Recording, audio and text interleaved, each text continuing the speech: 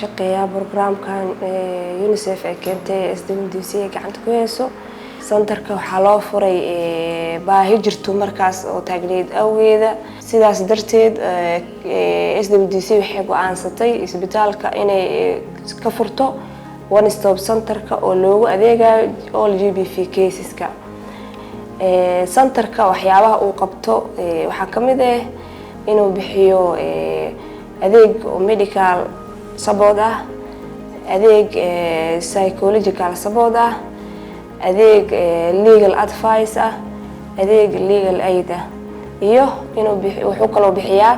dignity uu bixiyaa wuxuu kaloo u refer gareeyaa caseska GBV-ga safe space inay helaan programka UNICEF waxa ka faa'iideystay bulsho badan oo dhibaato soo gaartay ka faa'iideystay sida inuu maxay ahayd one stop center ka soo gaaro qofka oo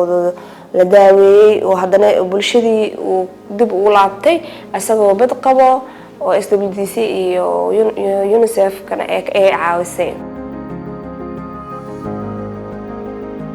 wax fiican fiican ay sameeyaan kan iskool hadda waa dhigtaa kan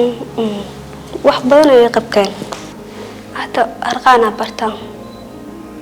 meesha arqaanka aligii arqaana ka bartaa caafimaadka sidoo waa ka fiicanahay shaqo bartaa arqaana ما شاء الله ما في عنا دعوات في عنا سيان كرب سيان عدنا صدق كورونا يقدرون كمان مثلا سيعابين كرب سيان